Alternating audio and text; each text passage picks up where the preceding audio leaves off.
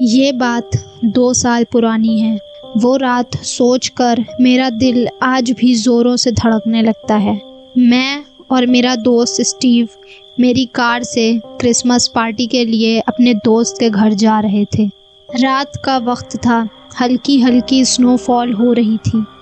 ہماری کار کا پیٹرول بھی ختم ہونے والا تھا اور آس پاس کوئی پیٹرول پمپ نظر نہیں آ رہا تھا۔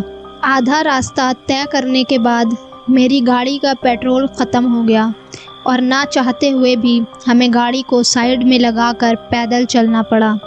مجھے ایک شارٹ کٹ پتہ تھا جو ہمارے دوست کے گھر ہمیں بہت جلدی پہنچا سکتا تھا، لیکن وہ راستہ ایک قبرستان سے ہو کر گزرتا تھا۔ میں اور اسٹیو اس قبرستان سے ہوتے ہوئے جا رہے تھے۔ تبھی اسٹیو نے مجھ سے کہا، میری، مجھے یہاں سے کچھ اچھی وائبز نہیں آ رہی ہیں۔ مجھے لگ رہا ہے کہ ہمارے پیچھے کوئی چل رہا ہے۔ میں نے کہا، تمہیں بس شک ہو رہا ہوگا، یہ سب صرف کہانیوں میں ہوتا ہے۔ یہ قبرستان ہے، اس لیے تمہیں ایسا لگ رہا ہے۔ تو اسٹیو نے کہا، نہیں میری، مجھے ایسا سچ میں لگ رہا ہے کہ ہمارے پیچھے کوئی تو ہے اور ہمیں پیچھے مڑ کر دیکھنا ہوگا۔ تو ہم نے پیچھے مڑ کے دیکھا تو وہاں کوئی نہیں تھا۔ اسٹیو اور میں آگے بڑھتے جا رہے تھے، لیکن اب مجھے تھوڑا تھوڑا ڈر لگنے لگا تھا۔ ٹھنڈی ہوائیں چل رہی تھیں اور وہاں بالکل سناٹا تھا۔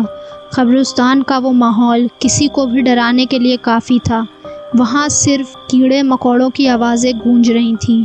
ہمارے سامنے دیکھتے ہی دیکھتے ایک قبر سے مٹی ابھرنے لگی۔ اسٹیو نے ڈر کر کہا، یہ مٹی اپنے آپ کیسے اٹھنے لگی؟ ہمیں یہاں سے فوراً نکلنا ہوگا۔ میں اور اسٹیو اب تیزی سے قبرستان سے نکلنے کی کوشش کرنے لگے، لیکن تبھی پیچھے سے ہمیں ایک خوفناک آواز آئی۔ ہم نے ڈرتے ہوئے پیچھے مڑ کے دیکھا تو ایک بہت لمبا آدمی جس کی لال آنکھیں تھیں اور اس کے بال اس کے چہرے پر آ رہے تھے۔ اس کے دانت بھیڑیے کی طرح لگ رہے تھے اور اس کے کپڑوں پر مٹی لگی ہوئی تھی۔ ایسا لگ رہا تھا جیسے وہ ابھی ابھی قبر سے باہر نکلا ہے۔ ہمارا دل اسے دیکھ کر کچھ دیر کے لیے رک گیا۔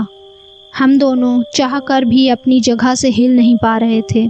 وہ آدمی دھیرے دھیرے ہماری طرف اپنے قدم بڑھانے لگا۔ تبھی ہم ہوش میں آئے اور ہم بہت تیزی سے وہاں سے بھاگے۔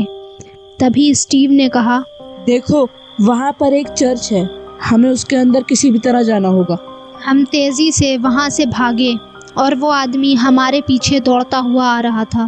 تبھی ہم بھاگتے ہوئے چرچ کے اندر آ گئے اور پھر وہیں بیٹھے رہے۔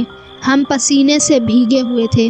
کسی طرح ہم نے وہ رات چرچ میں گزاری اور صبح ہونے کا انتظار کیا۔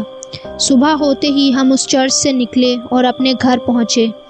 ہم نے اپنے گھر والوں کو اس رات کے بارے میں سب کچھ بتایا، پر کسی نے ہمارا یقین نہیں کیا۔ پھر کچھ دیر اسٹیو بھی رک کر اپنے گھر چلا گیا۔ آج بھی ہم اس رات کے بارے میں سوچتے ہیں تو ہماری روح کانپ جاتی ہے۔ آپ کو یہ کہانی کیسی لگی؟ ہمیں کمنٹس میں ضرور بتائیں، اور اگر آپ کو ایسے ہی ہارر اسٹوریز سننا پسند ہے تو ہمارے چینل کو سبسکرائب کر لیں۔ اگر آپ کو یہ کہانی پسند آئی تو ویڈیو کو لائک کرنا نہ بھولیں۔ تو ملتے ہیں کل ایک اور بھیانک کہانی کے ساتھ، تب تک کے لیے الوداع۔